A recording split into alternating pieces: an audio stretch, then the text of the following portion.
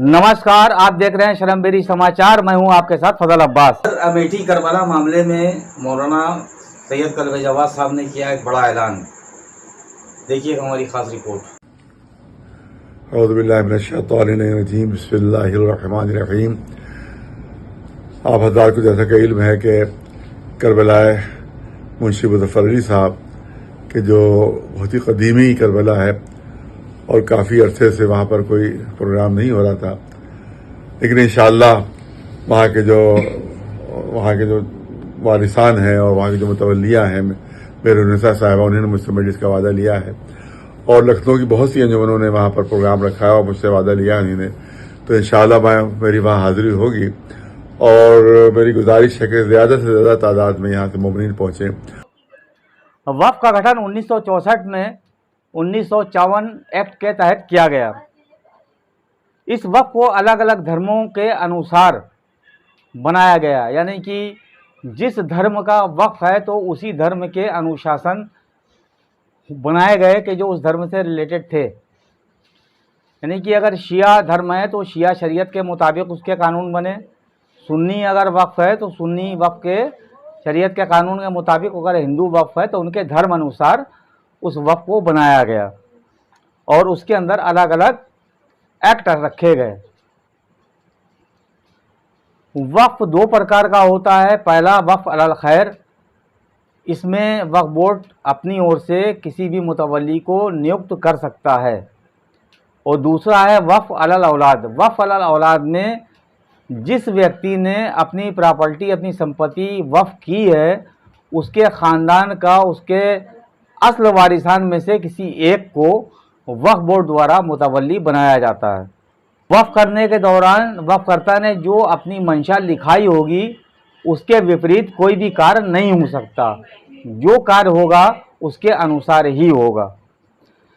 वक्फ संपत्ति को ना बेचा जा सकता है ना ख़रीदा जा सकता है, और अगर बेचा गया या ख़रीदा गया तो दोनों अपराधी हैं, उनके खिलाफ दंडात्मक कार्रवाई की जा सकती है। दूसरा मामला सामने आया है करबला अज़ीमुल्लाह खां का, कि जिसे 1972 में एक सर्वे द्वारा कमेटी बनाकर वक्फ में दर्ज कर लिया गया। वारिसान का कहना है कि हमारे किसी वारिस की ओर से वक्फ में दर्ज नहीं कराया गया, ये वक्फ का अपनी मनमानी से दर्ज किया गया।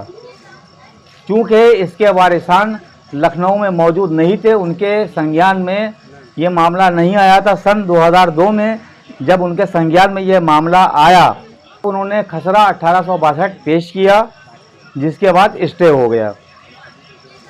ये बताते चलें कि सरकार ने वक्फ प्रॉपर्टियों के पूरा ब्यौरा 1 महीने के अंदर मांगा है, और उसके बाद सरकार निर्धारित करेगी कि क्या करना है क्या नहीं करना है। उसके अंदर जो अवैध कब्जे हैं या जो भी मामला है उनको सही किया जाएगा। आइए करबला अज़ीमुल्लाह खां के वारिसान जनाब मन्नू साहब से हम बात करते हैं। मेरा नाम मुनव्वर हुसैन उर्फ मन्नू। मैं इस करबला का मालिक व वारिस हूँ। अब करबला अज़ीमुल्लाह खां की कहानी ये चल रही है। सन 72 में 6 आदमियों की कमेटी बनाई एहतेशाम हैदर ने। इसको सर्वे द्वारा 6 आदमी कमेटी बना के इंदराज करा दिया शिया वक्फ बोर्ड में। खुद मुतवल्ली बन गए एहतेशाम हैदर। उसके बाद इधर ये खितौनी वाले जो कहते हैं हम मालिक हैं, खितौनी कैसे बनी? जब यहाँ 1862 के बाद नपाई हुई नहीं, चेकबंदी हुई नहीं, तो खितौनी कैसे यहाँ बन गई? अब ये दोनों मिल के यहाँ पे इसको ज़मीन को प्लाटिंग कराना चाहते हैं, वक्फ बोर्ड वाले, खितौनी वाले, जिनको खिलामन नाम है, जो खितौनी बनवाए हुए उनका परिवार, दोनों मिल जाते हैं। यहाँ आए दिन जो है पार्टियों को भेज के इस पर प्लाटिंग कराना चाहते हैं। अभी ऑफिस भी बनवा रहे थे, जो चेयरमैन हैं शमीम शमशी के सब आदमी हैं, सब यहाँ बनवाना चाह रहे थे। तो हमने बुला के पुलिस रुकवा दिया। थाने तक के मसला गया, थाने वाले कहेंगे कोर्ट से आदेश लिया ये आप बनवाइए, वो रुक गया। बेचारा दिन चल रहा है। अब ये धर धर जोर लगाते हैं, यहाँ पे पार्टियाँ भेजते हैं कब्ज़ा करवाने की, लेकिन उसको हम बनने नहीं देते हैं। ये ज़मीन की ये कहानी है। शुरू से इन लोगों ने बर्बाद किया, जो कॉलोनी बन गई। अब वहाँ पैसा लिया, क्या लिया? उदेश वाजपेयी से कॉलोनी पूरी बन गई, कहते हैं वक्फ है। जब कॉलोनी वक्फ में है तो कॉलोनी कैसे बना दी गई? उनसे भी हम ही लड़ रहे हैं मुकदमा। इधर वाल जो खसरा नंबर 25 है, जिस पर रोड है, ब्रिज गया हुआ आलमबाग, 25 नंबर 10 बीघे का है। जो फैक्ट्रियां बनी हैं वक्फ बोर्ड कहता हमारे में है ही नहीं, तो है क्या उनके में? खाली मैदान है उनके में वक्फ बोर्ड में, मतलब बेचने के लिए वक्फ बोर्ड है, रोकने के लिए हम है, बचाने के लिए हम है। तो यहाँ की ये कहानी चल रही है। ये बताइए आप जी कि जो आपने यहाँ का इसका इस जमीन का अजीमुल्ला खां की करबला का मालिक कौन है इस वक्त? इस वक्त मालिक हम ही हैं, समझिए। आपके किसी खानदान ने या आपकी ज़मीन के किसी वारिस ने, आपके खानदान के किसी वारिस ने इसको क्या वक्त में रजिस्टर्ड कराया? इसको नहीं कराया। अजीमुल्ला खां से अब तक किसी ने इसको रजिस्टर्ड कराया ही नहीं। तो भी ये वक्फ बोर्ड में रजिस्टर्ड किस सूरत में होगी? अब ये इन्हीं ने चुपके अंदर कमेटी बना के अंदर इंदराज कर ली। सरकारी एक्शन लिया कोई? तो हमने एक्शन लिया। जब हम लोगों को पता चला हम कोर्ट में पहुंच गए। कोर्ट में विचाराधीन चल रहा है। अब ये वहाँ साबित भी नहीं कर पा रहे हैं। हमारा कहना अगर ये साबित कर दें 10 आदमी बिठा के हम इनको पूरी ज़मीन फ्री में दे देंगे।